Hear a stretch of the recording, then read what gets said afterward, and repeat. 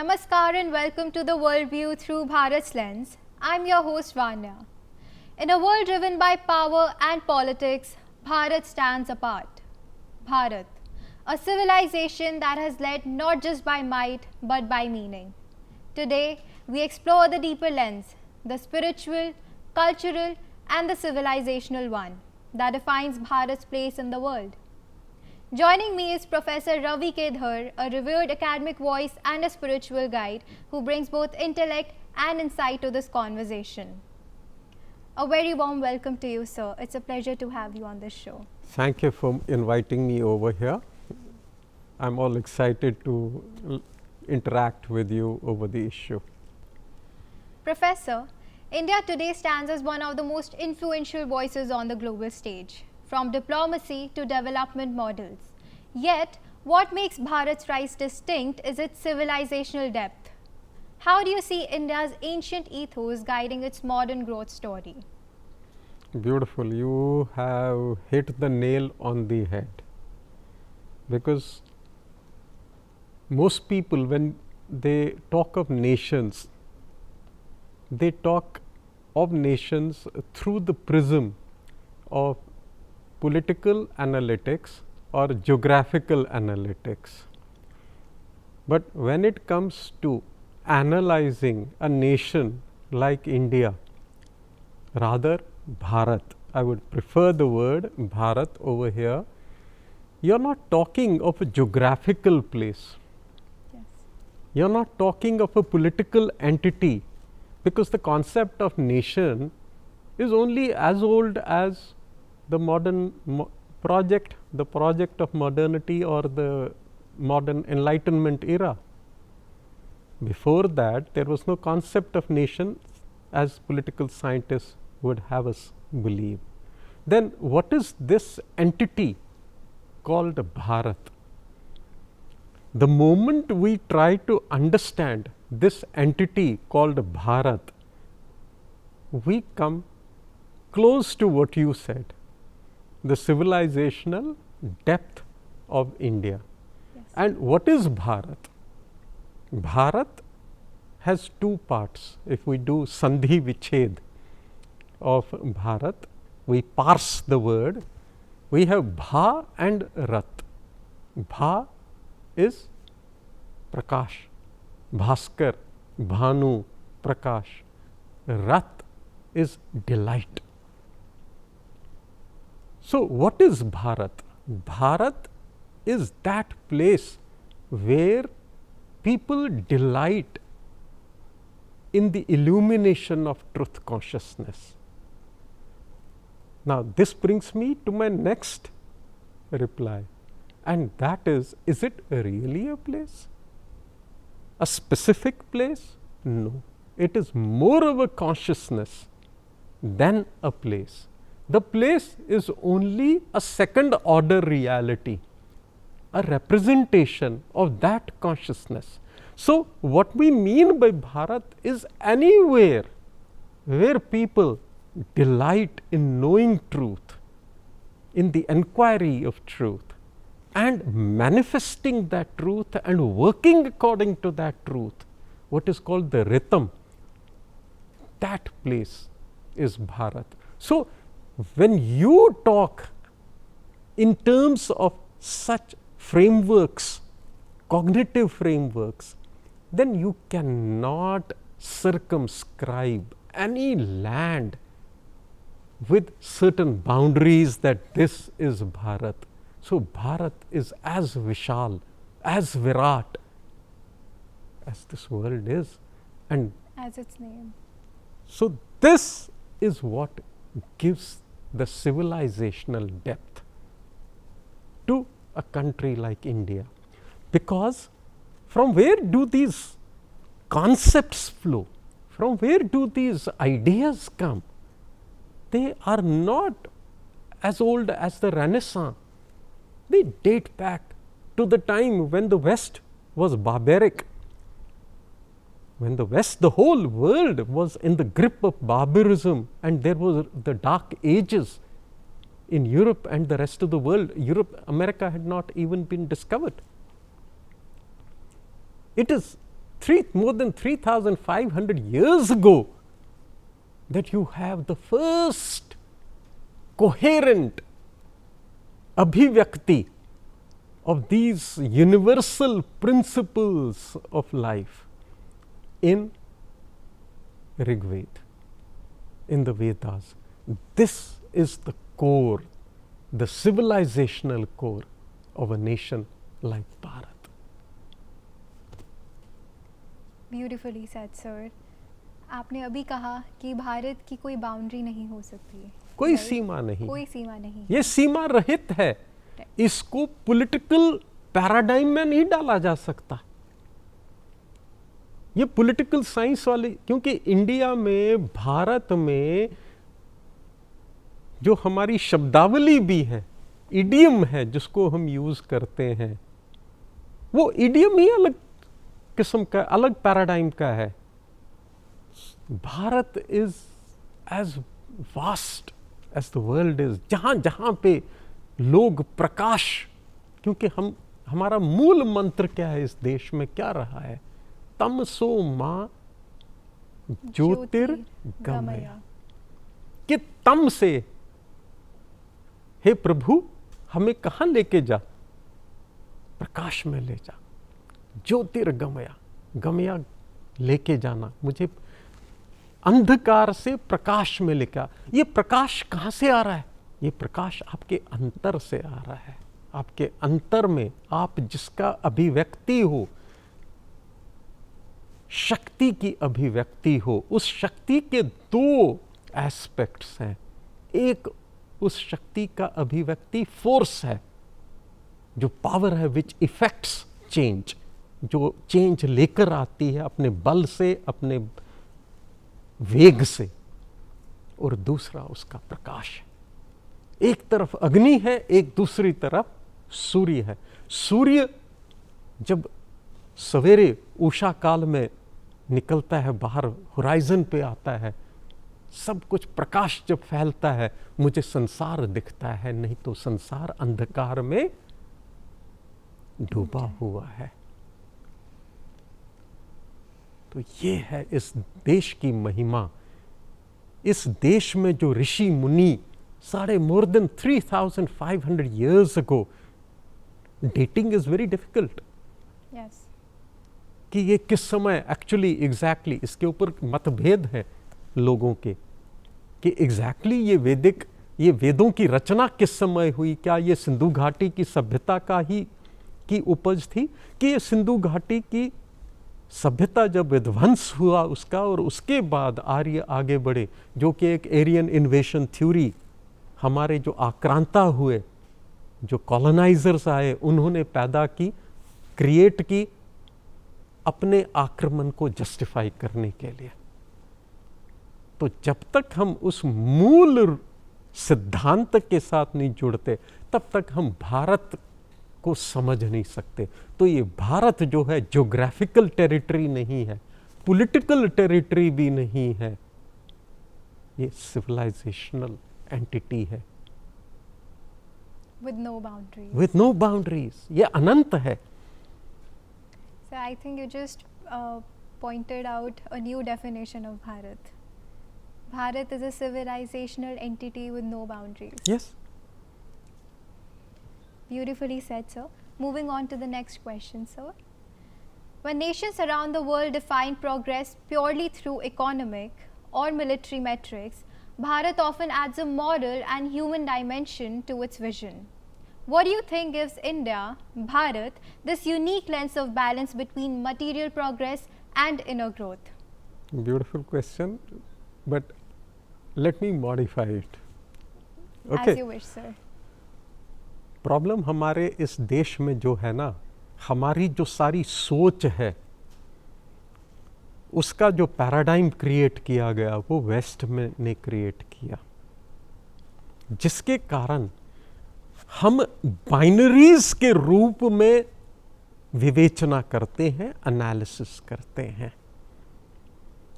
और वो बाइनरी, जैसे आपने अपने प्रश्न में वो बाइनरी डाली, वो क्या बाइनरी थी? इनर प्रोग्रेस और material progress, spirituality versus material reality, science versus religion. ये बाइनरीज जन्म लेती हैं एक खास सोच में से, और वो सोच जो है वो आइडिएशनल है, वो मेंटल है, जिसका कोई एंकर नहीं है, जिसका कोई सूत्रधार नहीं है। तो हमारे यहाँ पे जो सोच है वो रूटेड है in the principles of physics. मगर मैं जब फिजिक्स की बात करता हूं, वो कौन से प्रिंसिपल्स ऑफ फिजिक्स की बात कर रहा हूं, कौन सी फिजिक्स के प्रिंसिपल्स की बात कर रहा हूं? न्यूटोनियन मैकेनिक्स की बात नहीं मैं कर रहा। The fundamentals, right? मैं क्लासिकल फिजिक्स के फंडामेंटल्स की बात नहीं कर रहा, प्रिंसिपल्स, सिद्धांतों की बात नहीं कर रहा। मैं क्वांटम मैकेनिक्स के प्रिंसिपल्स की बात करता हूं। और क्वांटम मैकेनिक्स के प्रिंसिपल्स बिल्कुल भिन्न हैं क्लासिकल मैकेनिक्स, जिसको न्यूटोनियन मैकेनिक्स भी कहते हैं। न्यूटोनियन मैकेनिक्स ने संसार को एनालाइज करके उसको विभाजित किया पार्ट्स में समझने के लिए, क्योंकि इंसान में जो मस्तिष्क प्रभु ने दिया है या प्रकृति ने उपजाया, इस मस्तिष्क का बेसिक जो सिद्धांत स्वभाव है वो तब तक सत्य को समझ नहीं सकता जब तक वो सत्य को विभाजित न करे। इसी को एनालिसिस कहते हैं, एनालिटिकल कैपेबिलिटी कहते हैं। तो हमने हर चीज को विभाजित किया और ये विभाजन की पद्धति जो है, मेथोडोलॉजी जो है, जिसके अंतर्गत हमने सत्य को समझने का प्रयास किया, इसने जन्म दिया इन बाइनरीज को, science versus religion, materialism versus spirituality, versus religion, materialism versus spirituality. Boundaries को, इन सब बाइनरीज को वो क्या कहती है? एक एक्सपेरिमेंट हुआ क्वांटम मैकेनिक्स में। एक फोटॉन लिया गया, उसके दो भाग किए गए और दोनों को दो ऑप्टिकल फाइबर्स के बीच में से शूट किया गया, छोड़ दिया गया। एक ऑप्टिकल फाइबर के अंदर जो फोटॉन था उसको उन्होंने उसके साथ प्ले किया, उसने जो रिस्पॉन्स दिया, अब ये अचंभे की बात आती है, दूसरा उसका जो आधा भाग था वो दूसरे ऑप्टिकल फाइबर में है। अब इसको तो पता नहीं, इसके साथ तो कुछ नहीं किया हमने, छेड़छाड़ कुछ नहीं की, मगर देखा गया कि ये फोटॉन जो आधा भाग है, जो ये रिस्पॉन्स दे रहा है, वही दूसरा भाग भी दे रहा है। तो उन्होंने सोचा कहीं ऐसा तो नहीं कि इसको जब हमने छेड़छाड़ की और इसने जो रिस्पॉन्स दिया, ये कम्युनिकेट हो रहा है, कर रहा है इसके साथ, अपने दूसरे भाग के साथ, और वो रिस्पॉन्ड कर रहा है।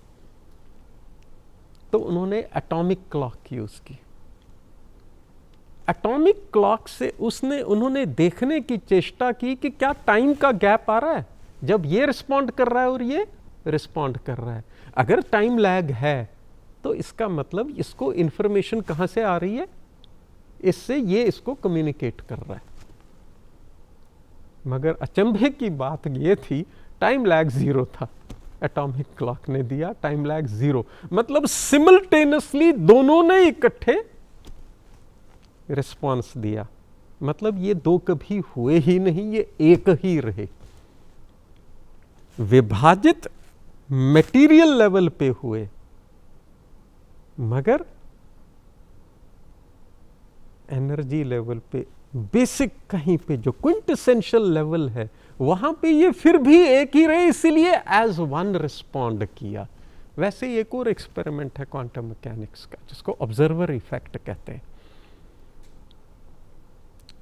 उसमें भी ऐसे ही देखा गया कि एक फोटॉन भेजा गया, दो उसमें स्लिट्स थे, ओपनिंग्स थे, होल्स थे, सुराख थे, वो दोनों में से इकट्ठे गया, एक ही बन के गया और एक ही निकला।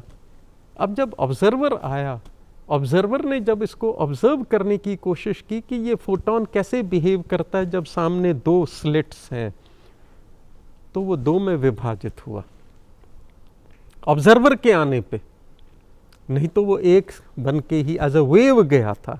अब ये विभाजित होके दोनों में से स्लिट्स में से अलग अलग निकला, अब जुड़े नहीं है। मतलब ये दो और एक, दो का एक और एक का दो होना, ये किसके ऊपर निर्भर कर रहा है? ऑब्जर्वर के ऊपर। उन्होंने जब ऑब्जर्वर को अब अलग भी किया, मगर वो फिर भी एक नहीं हुए। मतलब आपकी चेतना आपकी दुनिया को का प्रारूप जो है वो डिसाइड कर रही है, आपकी चेतना। और ये ज्ञान हमारे ऋग्वेद में वेदों ने दिया। हमारा वेद कहता है कि ये सारा संसार, ये जो रियलिटी है, ये ओशियानिक है। ओशियानिक का अर्थ सिंधु है, और इसके 7 लेवल्स हैं, जिसको हम क्वांटम एंटेंगलमेंट कहते हैं, entanglement of various waves. 7 planes हैं, और हर प्लेन जो रियलिटी का है वो समंदर की भांति है। समंदर है, ओशन वेव्स का है, एनर्जी का है, और इसलिए संज्ञा आदि इसको वेद ने सप्त सिंधु, जो बाद में गानों में आ गया, मामा क्या चाचा पापा जल्दी आ जाना, 7 समंदर पार। ये 7 समंदर आए कहाँ से? हमारे फोकलोर में ये यहीं से आए। 7 समंदर पार, सप्त सिंधु, 7 सुर, ये सब 7 ही क्यों है? तो ये 7 प्लेन्स हैं, मगर हैं एक। ये क्वांटिटेटिव व्यू है। जब हम इंसान की जो मस्तिष्क की जो कैपेबिलिटी, स्वभाव है, वो क्वांटिफाई करता है, वो डिवाइड करता है, उसको नंबरिंग करता है। मगर जो चेतना है और सत्य है, सत्य जो है वो उसमें कोई क्वांटिफिकेशन नहीं है, कोई डिविजन नहीं है, वो एक है। But it changes how one observes it. Observer की And observer चेतना का के perception. को ऊपर निर्भर करता है, क्योंकि आपकी चेतना मानसिक चेतना है, और मानसिक चेतना चीज एक नहीं समझ सकती, वो विभाजित करके समझ सकती है। तो साइंस को आपको डिवाइड करना पड़ेगा, physical sciences, life sciences. Physical sciences में आपको करना पड़ेगा फिजिक्स, केमिस्ट्री, अलग अलग, फिर केमिस्ट्री में ऑर्गेनिक, इनऑर्गेनिक, आप डिवाइड करते जाते हो। आपका बेसिक प्रवृत्ति जो आपके मस्तिष्क की है वो क्या है? डिवाइसिव। आप डिवाइड करते जाते हो हर चीज को, फिर उसके कैदी बन जाते हो। You become prisoners of your thought. वही इन्होंने मटेरियल और स्पिरिचुअल का एक नया तांता बुन दिया इस माइंड ने, मेंटल। वेद ये इसमें बिलीव ही नहीं करता। वेद कहता है जो मटेरियल है वो स्पिरिचुअल है, जो स्पिरिचुअल है वो मटेरियल है। ये लेवल्स ऑफ एनर्जी कॉन्शियसनेस हैं। ये सप्त सिंधु का खेल है। जो ग्रोसेस्ट फॉर्म है वो स्थूल है, वो पृथ्वी है, और जो फाइनेस्ट है वो क्या है? आकाश है, चिदाकाश, वासम शिव है। निराकार रूपम शिवोहम शिवोहम। शिव क्या है? चेतना है। मगर क्योंकि मेरी चेतना जो है वो हर चीज को फिजिकल रूप में देखना चाहती है, तो मैं क्या करता हूं? उस चेतना का भी रूप बना देता हूं। गाता मैं बोलता हूं निराकार रूपम, सामने में शिव की मूर्ति बना देता हूं और शिव की फोटो बना देता हूं, उसको ह्यूमन फॉर्म देता हूं। इसी ने ये किया मटीरियल। तो इससे जो चीज निकलती है, हमारे यहां ये कहा गया, जब स्पिरिचुअल डेवलपमेंट किसी भी समाज की होगी, और जो स्पिरिचुअल कोर से कनेक्टेड जब कोई समाज होगा, जब सत्य की चेतना किसी समाज में ओतप्रोत हो जाएगी, तब उसका जो मस्तिष्क है, जिसको मारुत कहते हैं, जिसमें जो विचार होते हैं, उनका स्वामी मारुत है, और इंद्र जो विवेक का स्वामी है, वो सूर्य, सत्य के सूर्य के अधीन कर्म करेगा, उससे प्रकाश की किरणें, उसको विशन मिलेगी, और इंद्र उसके अनुसार डायरेक्शन देगा मारुत को, और मारुत जो विचारों की जो श्रृंखला है वो उससे कनेक्टेड होगी, तब वो समाज सत्य में आधारित होगा। और जब वो सत्य में आधारित होगा तो वो क्या करेगा, सिर्फ अपने विचारों को सिर्फ ऑर्गेनाइज नहीं करेगा, उन विचारों की जो अभिव्यक्ति है, जो उसकी संस्कृति है, सभ्यता है, उसका स्पिरिचुअल तो है ही, उसको भी ऑर्गेनाइज करेगा। उसको रितम कहा वेद ने। So this is the material progress through inner growth. Yes.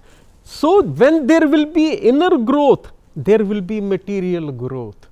When there will be decline material, अगर डेवलपमेंट प्रोग्रेस में डिक्लाइन आ रहा है, इसका मतलब समझ लो ये सिम्टम है कि आप स्पिरिचुअल कोर से डिस्कनेक्ट हो रहे हो। स्पिरिचुअल कोर आपका रूट है जो पृथ्वी में है। जब कोई पौधा मुरझाने लगता है, पत्तों में प्रॉब्लम आती है, फल ठीक से नहीं लगता, इसका मतलब उसकी जड़ें जो हैं कमज़ोर पड़ रही हैं, कहीं ना कहीं उसको जो खुराक मिलनी चाहिए थी, न्यूट्रिशन मिलनी थी, वो मिल नहीं रही। ये जो है ये जड़ है, आपकी जो स्पिरिचुअलिटी जड़ है। और मटेरियल जो दिख रहा है, जड़ तो दिखती नहीं। पेड़ की जड़ दिखती है क्या? नहीं दिखती। वो किसके नीचे है? पृथ्वी के अंदर, उसके गर्भ में समाधिस्थ है। मगर दिखता क्या है? ऊपर उसका तना दिखता है, उसके पत्ते दिखते हैं, उस फल दिखते हैं, फूल दिखते हैं। मगर ये फलेगा फूलेगा कब? जब उसको सही खुराक मिलेगी नीचे से। तो spirituality is the core, is the source, is the root. Material progress जो है वो उसकी अभिव्यक्ति है, पीस, ऑर्डर। और इसी को वेद ने धर्म का। So to basically conclude this, through spirituality हमारी इनर ग्रोथ होती है। हाँ, और भारत जो ने हमारी इनर ग्रोथ होती है, उससे ही हमारी मटेरियल प्रोग्रेस होती है एज ए नेशन। यस। हमारे यहाँ पे गलत धारणा आ गई। हमारे परिवारों में होता है, कोई बच्चा इस तरफ जाता है, अरे ये तो साधु बन जाएगा। गलत। ये मायावाद गलत आया हमारी संस्कृति में। इसने हमारी जो हीरोइकनेस थी, जो क्षत्रज था, जो क्षत्रियपन था हम में, उसको खत्म कर दिया। ये होलिस्टिक नहीं है, इंटेग्रल नहीं है, पूर्णता नहीं है इस ज्ञान में। ये अधूरा ज्ञान है। Intellectuality is not enough, physicality is equally important. Physical is the growth of the intellectual, intellectual is the growth of the spiritual. तो अगर हमारी फिजिकल डेवलपमेंट में, मटेरियल डेवलपमेंट में कोई अड़चन आ रही है, तो समझ लो कहीं अड़चन कहाँ पे है? स्पिरिचुअल लेवल पे। वहाँ पे डिसोनेंस हो रही है, वहाँ रेजोनेंस खत्म हो रही है एनर्जी वेव्स में। तो ये हमारे वेद ने ये दर्शन दिया। इसीलिए भारत की भूमि में हमने ह्यूमन को भी गॉड माना, हर चीज को। पत्थर की भी पूजा की हमने, पेड़ की भी पूजा की। मगर जो चीज हम लोगों ने नहीं समझी वो ये, हम वहीं रुक गए कि जो ये बड़ का वृक्ष है ये अपने में भगवान है। नहीं, ये बड़ का वृक्ष क्या है? रूप है। तंत्र कहता है ये रूप है। ये रूप नहीं है, स्वरूप देखो इसका क्या है। इसका स्व, इसकी प्रेजेंस, इसके अंतर में जिससे ये निकला है, प्रस्फुटित हुआ है, वो जो प्रेजेंस है, स्पिरिचुअल प्रेजेंस, वो जो आकाश है जिसमें से इसने जन्म लिया है, उस आकाश को जो एक आध्यात्मिक व्यक्ति होता है, वो ये नहीं देखता कि मेरे सामने कोई व्यक्ति है। वो उस व्यक्ति के अंतर में किसको देख रहा है? सत्य के प्रकाश को, उस सूर्य को देख रहा है, तो इसलिए वो नमता है। इसलिए हम क्या करते हैं, नमस्कार, नमः आकार। कौन से आकार को मैं नम रहा हूं? नारायण स्वरूपी आकार को मैं नमता हूं। न मैं नारायण स्वरूपी आकार, तो मैं आपको नहीं, एज अ फॉर्म को नहीं मैं दंडवत प्रणाम कर रहा हूं। मैं किसको प्रणाम कर रहा हूं? वो जो सत्य आपके अंदर है, जो सूफीज ने भी बात की। नमस्ते का बेसिकली मीनिंग होता है I bow to the divinity in you, within you. तो हर चीज डिवाइन है। Yes. यहां कुछ भी प्रोफेन नहीं है, कुछ भी। हिंदी में प्रोफेन को क्या कहेंगे? जिस कुछ भी यहां पे, मतलब सब पवित्र है, अपवित्र कुछ भी नहीं है। अपवित्र तब होता है जब उसमें हम कोई डिस्टॉर्शन लाते हैं, और उसी से हमारा सारा आर्ट निकला। इंडस वैली सिविलाइजेशन, इसलिए हम कहते हैं सिंधु घाटी की जो सभ्यता थी वही वैदिक सभ्यता थी। वो पराकाष्ठा थी, चरम सीमा थी हमारे सभ्यता की।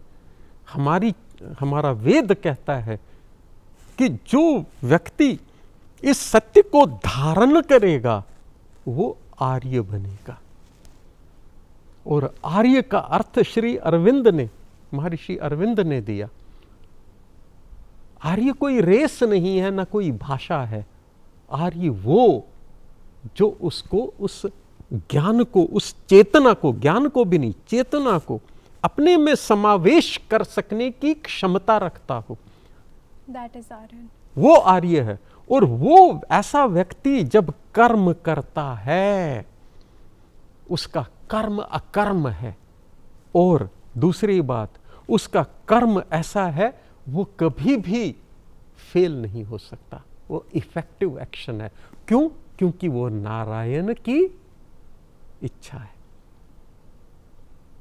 इसलिए जब श्री कृष्ण अपनी उंगली उठाते हैं गोवर्धन पर्वत को, अपनी इस उंगली पे उठाते हैं, आम इंसान कर सकता है? नहीं कर सकता। क्यों नहीं कर सकता? क्योंकि वो चैतन्य नहीं है, उसमें वो दैवी चेतना, दिव्य चेतना नहीं। जब वो दिव्य चेतना इधर पे उन्होंने कर दिया फोकस, अब यहां पे सारी शक्ति है संसार की। अब इसके सामने वो सॉलिड जो है, जिसकी शक्ति अंदर ट्रैप्ड है, वो तो कुछ नहीं है। Sir, I think this entire thing calls for another episode.